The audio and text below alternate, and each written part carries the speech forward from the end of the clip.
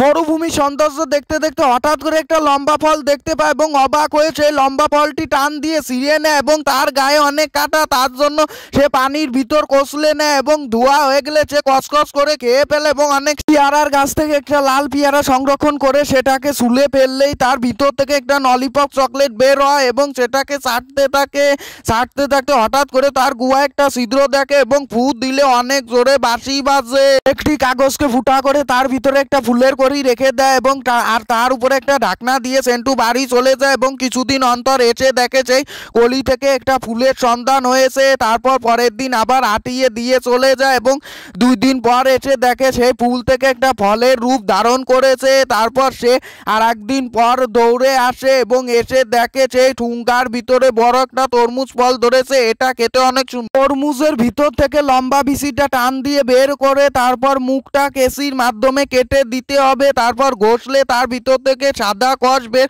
হবে এবং গাউটা কেসির মাধ্যমে চুলে ফেললে কসকস করে গোল গোল করে কেটে ফেলতে হবে এবং এটা খেতে অনেক স্বাদ। এবং সকালে পামরুটি খেতে যায় এবং পামরুটিটি নষ্ট হয়ে গেছে, তার জন্য মাথায় একটা আইডিয়া বের করে পামরুটি ছোট ছোট করে টুকরো করে ছিঁড়ে মুরগিকে খেতে দেয় এবং কিছুক্ষণের মধ্যে অনেক মুরগি এক জায়গা হয়ে যায় এবং তারপর সেন্টু দাবড়িয়ে দেয়। হঠাৎ করে একটা মুরগি একটা ডিম পেড়ে দেয় এবং সেই ডিম সেন্টু নিয়ে যায়। নদী থেকে মাছ ধরতে ধরতে হঠাৎ করে 2টে কালো বিচি পায় এবং সেই 2টাকে নিয়ে কাশির মাধ্যমে কুবিয়ে কুবিয়ে সেই 2টাকে কেটে ফেলে এবং কাটা হয়ে গেলে ভিতরে সাদা অংশ দেখতে পায়। এটা মিষ্টি হিসাবে সেন্টু খেয়ে থাকে এবং অনেক শক্তি পায়। সাদা পট খুলে তার ভিতর থেকে সাদা চাউল বের করে সেটা সরাসরি খাবেন না, এতে আপনার অনেক ক্ষতি হতে পারে। তার জন্য একটি বোতলের ভিতরে কয়টা চাউল দিয়ে তারপর একটা রোদের ভিতর গিয়ে নাড়াতে নাড়াতে তার ভিতর থেকে পপকর্ন তৈরি হবে। এটা খেতে অনেক সুস্বাদু, এটা চায়নারা খুব ভালো খায় এবং সেন্টু খায়।